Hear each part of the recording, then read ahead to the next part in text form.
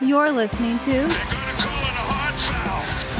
They're gonna call it a hard foul. offering in-depth analysis on all things Boston Celtics with your hosts, Jim and Mike Quigley. Saying hello from Las Vegas, Nevada.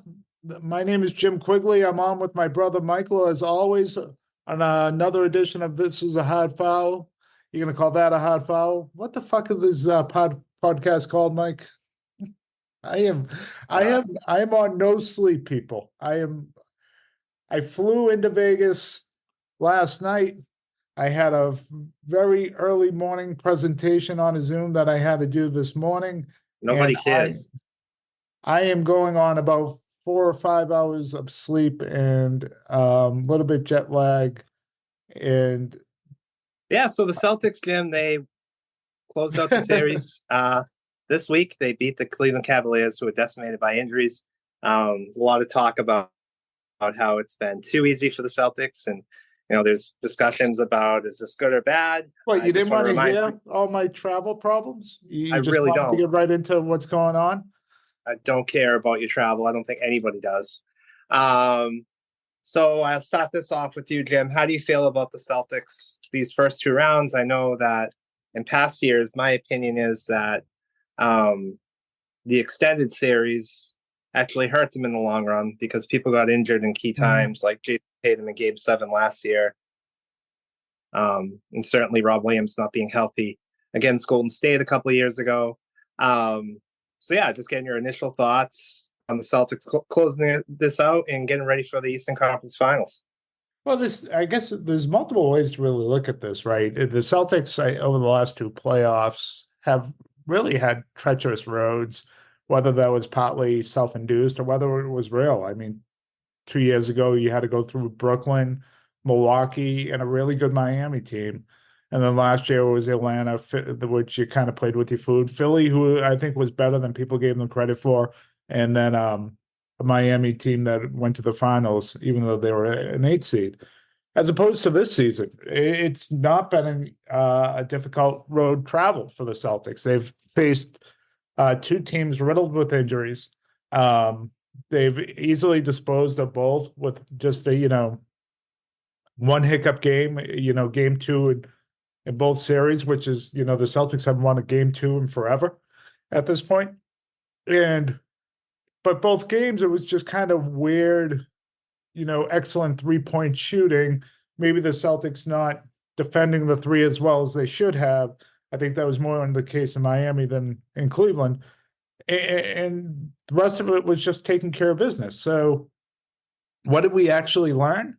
It's really tough to tell. Are they better off playing this lesser competition, being able to dispose of them early, hopefully get healthy with Porzingis, and then, really gear up for these last two rounds as they're in the Eastern Conference Finals for really what is a remarkable 6th time in the last 8 years. I don't think, for all the failures they get talking about late in the playoffs for the Celtics, I don't think we appreciate just how difficult that is to do and how unusual that is to do. 6 and 8 years. They are so the question, I know it's a lot, it's been talked about, are they better off, facing some adversity in the playoffs, or is it you're better off kind of having this smooth sailing? I'm in the camp of, I think you're probably better off having the smooth sailing and getting healthy, and you're going to face adversity probably next round, and let's see how you adapt to it. I think if they don't handle it well, then they're probably not really cut out to be a champion anyways, regardless if they face some earlier or not. So I don't know, Mike. I don't know what you really take away from this. I thought it was good to see that the Celtics, particularly Tatum and Brown over the last few games, where Cleveland did a really good job of taking away the three, where those guys asserted themselves in the ways that they did, taking the ball to the hoop, getting some stuff out of the post, rebounding the ball, passing the ball well to both of them. And I thought playing like superstars for the most part. I think the defense has been pretty good, but there's also been, especially over the last two games, those moments where you're kind of watching them saying, why are you screwing around with this thing? And, then that question comes up, and I'll leave it to you. Are those bad habits that carry over? Like we saw at the end of game 4, and they last 6 minutes of the game was like prevent offense.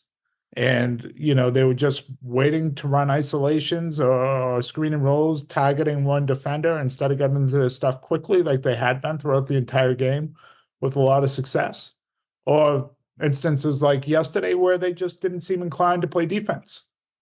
And I thought that affected their offense for the majority of the game. And then they go ahead and, I thought, played a really high level of basketball in the fourth quarter. So there's been inconsistencies. How much do we worry about that? Is that just playing down to an opponent? Yeah, I worry. Does that I worry happen a lot. again going forward? I don't know, Mike. Those are things I'd love to hear from you. I worry a lot. I worry that this team lacks a killer instinct. I think that they play good from behind. I think they play good if the series is tied and they have to win on the road and there's pressure put on them and they have to show up. But I feel like if they have a lead on somebody or if they have a series lead on somebody, like there's a good chance that they might not show up. Like if Karis LeVert was playing in the first half last night, the Celtics might have been down. I don't think they came out playing hard yesterday. I didn't like how their effort was in the first half. I didn't like how they came out to start the third quarter. Yeah. They ran or ended the third quarter. Yeah. Yeah, really poor possessions. They get a 14-point lead in the fourth quarter, and their first 2 possessions are a 24-second shot clock and a turnover. A lot of these lapses that make me not trust them. And then their offense isn't efficient as it was in game 4. That's not an efficient way to play. And against New York and against Denver, that's not going to be okay. It's not going to work. You'll lose. You play that way, you'll blow your lead and lose. And we've seen the Celtics do it. They were lucky enough in these first 2 rounds to not really have a real opponent. If we can just put it out there, this wasn't a playoff caliber team once Donovan Mitchell got hurt. And Miami was never a playoff caliber team. And so, the real playoffs start now. I'm happy for the Celtics to get through the first 2 rounds in 10 games. They took care of business. Yeah, they earned their schedule. They earned their schedule. They earned it. Yeah. But I am concerned, and I think they are inefficient. I think, this is something we don't talk about on the pod too much. I think they bitch at the refs way too much. And they're getting technicals now because I think the refs are sick of it. I mean, it's almost every time Tatum drives to the basket that he's complaining about not getting a call. And this is something we didn't see during the season. And now it's come back. They're emotionless at times. And maybe you think I'm being too hard on them, but I don't see the playoff intensity in the Celtics that I see around the NBA. I don't see the efficiency on the offense outside of Jaylen Brown that I see from other superstars in the NBA. And that concerns me as these games are going to get closer, especially, and they should get past New York and in Indiana. I think they will. I think the series might be more competitive and go deeper, but the Celtics are going to make it to the NBA Finals. I can guarantee you that. How they compete against a Denver, they can't have moments where they're not locked in. They can't have games where they don't show up because they're not good enough in that series to give up entire games. So let's see what happens. Well, their offense has certainly been different since Porzingis has gone down. And the one thing I'm trying to grapple with that I don't really know the answer to is Cleveland did I thought a real admirable to excellent job of taking away the 3 for the most part, with the exception of really last night. I thought the Celtics finally got going from there. They outshot the Celtics from 3-pointer land, 14 more shots in game 4, which is you never see. And, I know there's a fraction of the fan base and media says, well, we want to see them win different ways and go to the hoop. I'll tell you this right now. If Denver outshoots the Celtics from 3, the series going 4 or 5 games. Like, that would nearly be that's how you Denver have to beat. You have to beat Denver that way. You're designed to beat Denver that way. You are not going to match them interior bucket for interior bucket, a mid-range game. You're just not. And so did Cleveland unlock something? Or is this unlocked because Porzingis is out? And then what is Porzingis going to look like when he comes back, because to me, all the stuff, I agree with you. At times they didn't look engaged. Maybe their emotion wasn't where it was supposed to be. I think a lot of that has to do with who they were playing. I think it's easy for us to say they should be locked in every minute of these games, but when you're that much better, I do think that seeps into you see it around the league all the time. And so, and there really isn't there hasn't been other playoff series like the Celtics have had where the mismatch has been so pronounced. So I guess, Mike, when you're watching it right now and you saw what Cleveland did, and I don't think it was as much as Celtics not being able to do it as more Cleveland taking it away. I thought Cleveland did a really good job. Do you think they unlocked something, or do you think this is a Porzingis thing? And how concerned are you about Porzingis going forward? Well, first of all, I'm really concerned about Porzingis going forward because we've seen these injuries in the past, and guys come back from it, and then they re-injure it, and it's way worse. Yeah. So I'm very concerned about him, and I'm almost hoping that he doesn't even come back in the next round. That the Celtics are able to get by again without him. You think they can? Jimmy, absolutely. They have Jason Tatum and Jaylen Brown, and Derek White.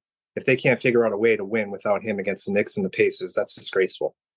It really is. I guess it's not as much as for me not figuring out how to win. I think they should win. I just think if you're the Celtics, you look at it as those guys have a chance without Porzingis. If you're like Celtics management, right? Don't you? I don't. From what I've seen from the Knicks, I mean, they don't even have Anunoby. Yeah. These guys, they play like 7 guys. I would be, to me, it would be a massive upset. It would be a massive upset. And hats off to Jalen Brunson and the Knicks. But if you can't figure out a way to hold Jalen Brunson under 35 points, make him less efficient with the talent that we have, even without Porzingis, I would be stunned. No one's done it. And Indiana hasn't shown any ability to win on the road. No, Indiana doesn't really fare me. It would be the Knicks because of Brunson, the way he's playing. You hit on it. You should be able to hold him up to under 35, but no one's really been able to do that. And it isn't like they face slouches either. I think Philly's a pretty good team. Yeah, Philly's a pretty good team. But I think you're right on the whole. They should be able to win. But I do have some concerns. I have more concerns than I did a week ago because of what Cleveland was able to do this to the Celtics defensively. I think that's the one thing from the series that we're like, oh, I did not expect that. Yeah, I think part of it, Cleveland was out shooting the Celtics not just from 3. And the first 4 games of the series, they outshot the Celtics with the number of shots in every single game of the series.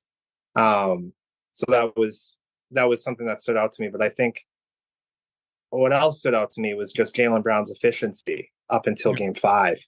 I think played a big role in the way the Celtics were playing offense because he was able to go ISO quite a bit in that series and be efficient for scoring the basketball. He's been their best player, I think, throughout the playoffs so far. He has. I think for me, it's more about the Celtics than Cleveland. I think that we've seen a lot of ISO and attacking matchups because it's the playoffs, not moving the ball as much as they can. A lot of standing around and watching. For a lot of game 2, when the Celtics got blown out, Jason Tatum was standing in the corner, not touching the ball. That was happening a lot. He responded after that the last 3 games for sure because he was not good in game 2. But I also think it was a bit of coaching where they weren't running the high pick and roll for Tatum much in this series up until game 3. I'm more worried about the Celtics' inconsistency being focused on the offensive end and playing the right way than Cleveland unlocking something. I think when the Celtics come out moving the basketball, they should be able to get open looks at 3. When they make stops defensively, That's the other thing too. When the Celtics are locked in defensively, like they were for parts of last night's game when they were making stops, that's when they can get down and get the open threes. But when they're not locked in defensively or playing together defensively, that also impacts the offense. Yeah, and I also think the attack and matchups, I don't have a problem with it either, but here's my issue with it. When they go at it early and they say, okay, Garland on this possession, and let's just use him as an example, and there were other guys that they attacked as well. When it was early in the shot clock and they ran a screen and roll for him, and then they were able to get the diver, and you saw that pass a lot of time to Holiday or whatever at the foul line after, Cleveland made the switch. What would end up happening is Cleveland would get in all sorts of rotation and be out of sorts, and you'd have open shots everywhere off of that from that early attack. I think this is what you're getting at. My issue would be is when they would hold the ball and do that attack with like 7-8 on the shot 6 seconds left, late clock, and then your options have essentially dried up, and you have to take the first shot available instead of moving the ball and maybe getting the second, third shot available. So in the fourth quarter last night, except for I thought 2 possessions, that's what they did. They went early on those attacks. The fourth quarter in game 4, they held the ball and then went late, and that's just the stuff it's hard for me to like understand what the hell's going on when you see that, and the mindset of both the coaches and the players and what they're trying to accomplish. I don't, and it's been a trend. It's not just Cleveland. This is something we've talked about for years of, they'll stop doing what's been successful. And it wouldn't just be 1 or 2 possessions like last night in the fourth quarter. That happens to everyone. It would be just the last 5 minutes of a game. And if we're looking for something that carries over, that's definitely something that scares the shit out of me.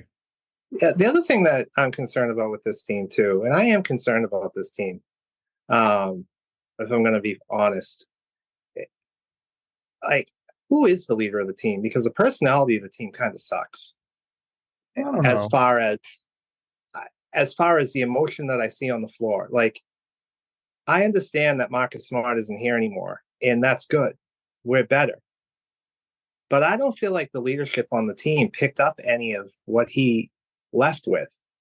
I don't see real positive emotion coming from guys like Tatum and Brown. Like last night, it was Al Horford effort plays that got the team going.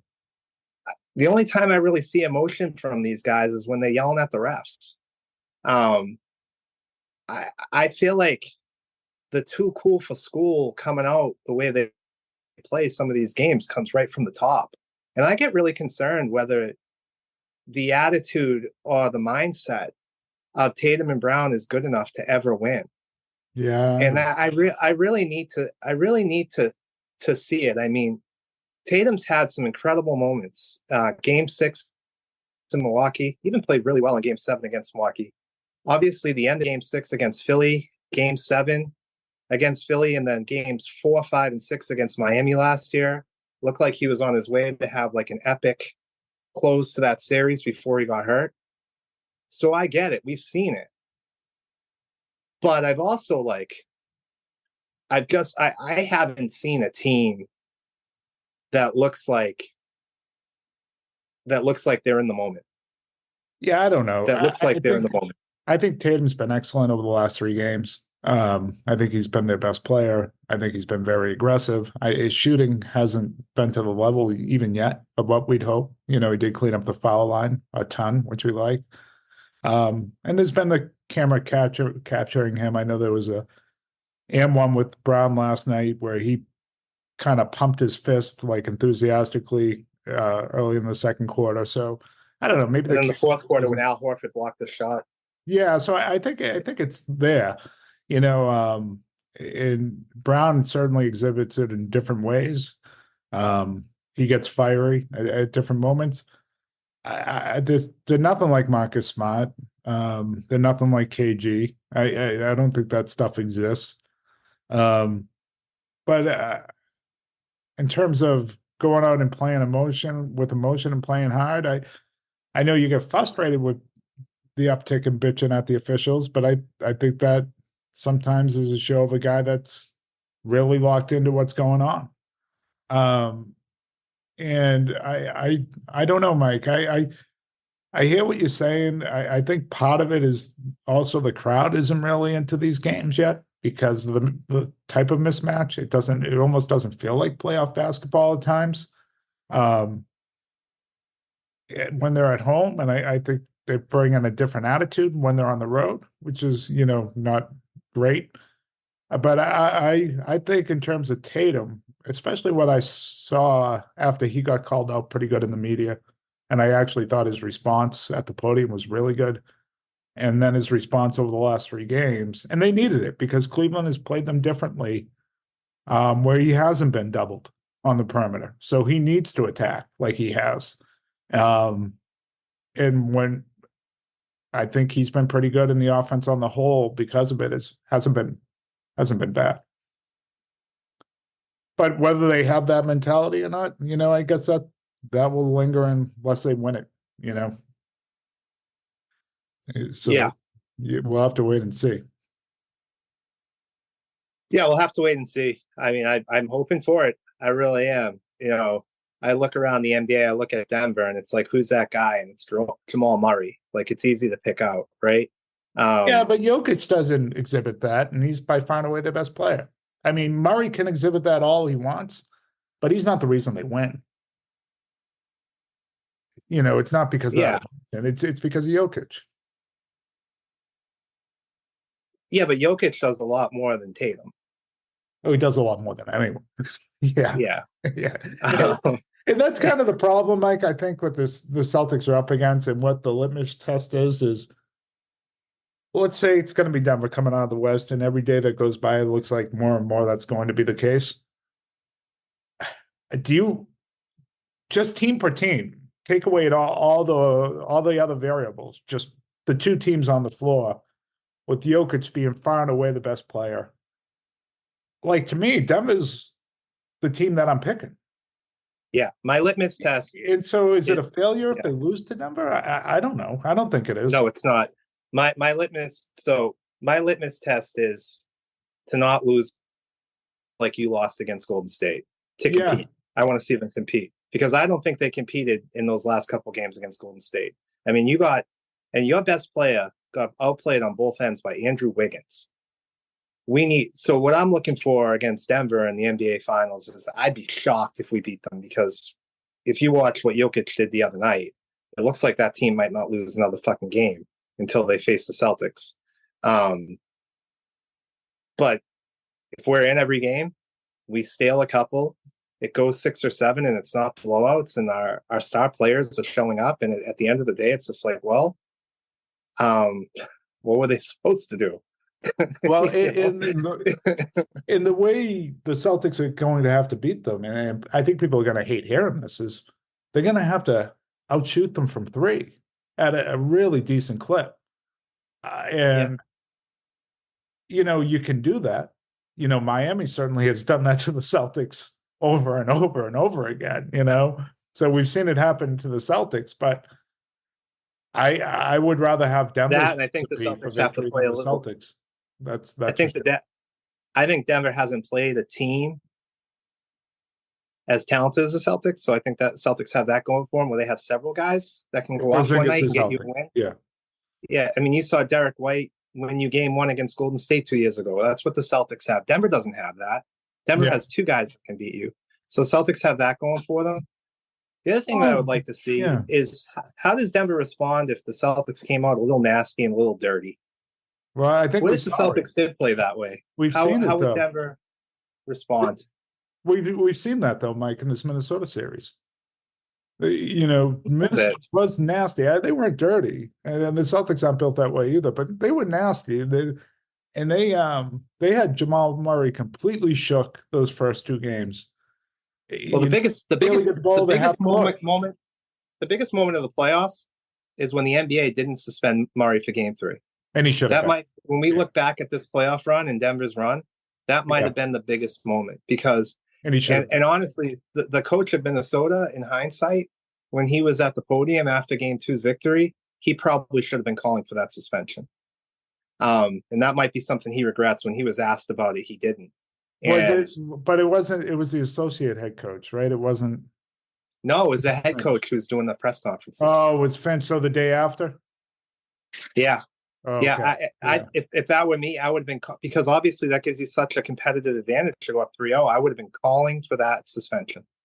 Yeah, no, and he should have been. I like, but he wasn't. And right now they're on the verge of clinching tonight, and I like them to do it tonight. And that's ultimately. So I think going forward, as we look at this, Mike, what does this all mean, these first two series? Well, it means the Celtics got to breeze by. Did their job. Hopefully get healthy with Porzingis.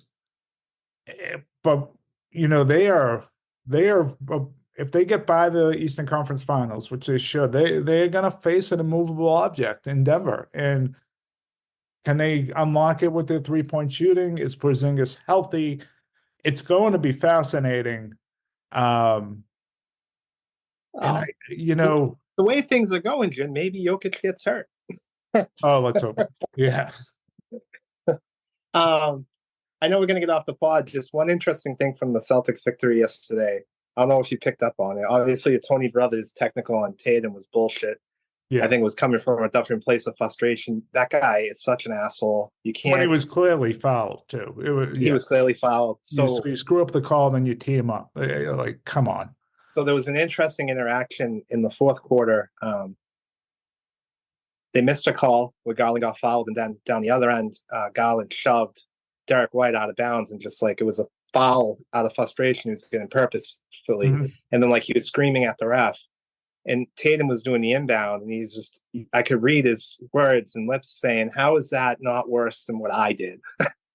And like the ref didn't have a response, and Tatum was just looking at him like, he's not getting a tee right now. Are you serious? And it was, and like the ref kind of laughed and just gave him the ball. And it was just an interact because Tatum was right. Garland should have got teed up. Yeah. I wonder if Tatum said it in a way that was, jovial too. So that way, look, I think. No, Tatum looked pissed when he was saying it. Did he? Okay. Because his teammate just got shoved out of bounds.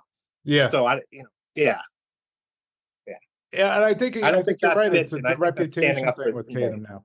He bitches all the time, just like Luka. And Luka was the same way. And to Luka's credit, last night he shut up. For the first time, and I thought his team played much better because of it. I didn't see last night's game. They won.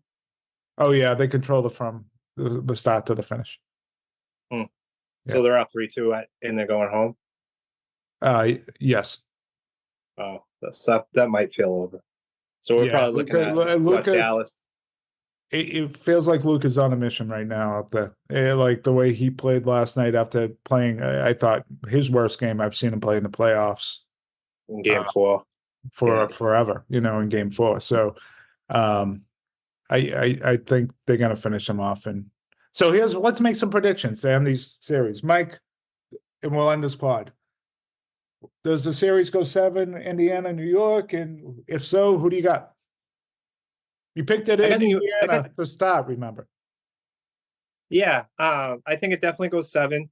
But at this point, I think New York wins in 7. I just think Indiana's really showing an inability to close out in that tough MSG. I mean, they had 2 opportunities in game 1 and game 2, and they just couldn't do it.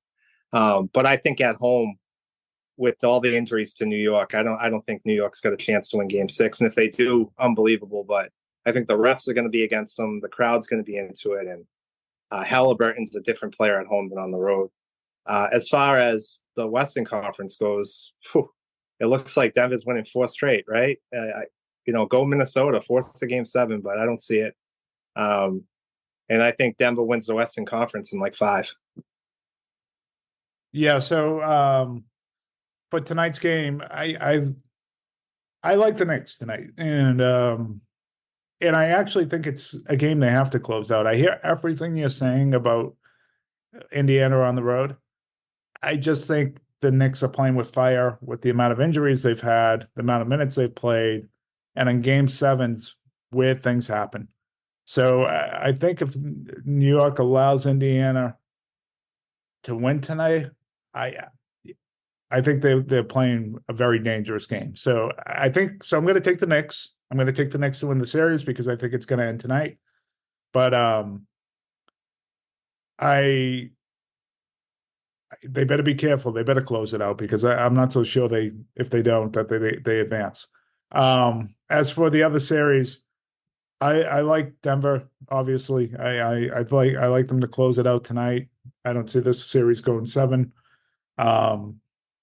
Minnesota just looked like a defeated team, but you know what? Denver looked like a defeated team just a few days ago, and Minnesota is uberly talented. So maybe they respond. I hope they do. I'd love to see a game 7 of this series. It would be kind of perfect. So I think these two teams match up well. It would be great theater down in game 7 in Denver against the champs. And then OKC, Dallas, credit to OKC. They play hard. They've had a great year. I think Sam Presti should have made a real move to help this team with their size because I thought there was a real shot to at least get to the conference finals. And I think because he didn't, this team is going down. And I think they're going down tomorrow night in Dallas. If they had anything to match up with Dallas's size, it's not even as much a Luka problem. They would have a shot at this thing, but they've been killed in the paint, just absolutely killed. So, and Sam Presti deserves to get really killed in the press for that. He won't because they love him and they love the fact he has 90 picks. Well, I don't know what good that does him at this point, but I think Dallas is going to win, and then I think Denver is going to beat Dallas in a gentleman's sweep, and I think the Celtics are going to beat the Knicks in 6. And then we're going to have a Denver-Boston Celtics NBA Finals, and who I like there. So those are my crystal balls. OKC traded for the most useless player in the NBA, Gordon Hayward. Meanwhile, Dallas at the deadline picked up Gafford and PJ Washington, which might be one of the best trade deadlines we've seen in a long time. Yeah, it's been good for this playoff run. I don't know how they improve the team going forward, though. After making those moves.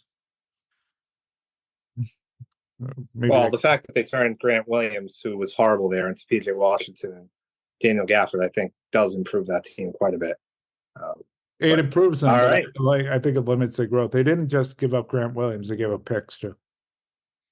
Yeah. All right, Jim. Well, game 1 will be either Sunday or Tuesday. So we'll wait and see what happens tonight. Hopefully the Knicks lose so the Celtics can get more rest for KP.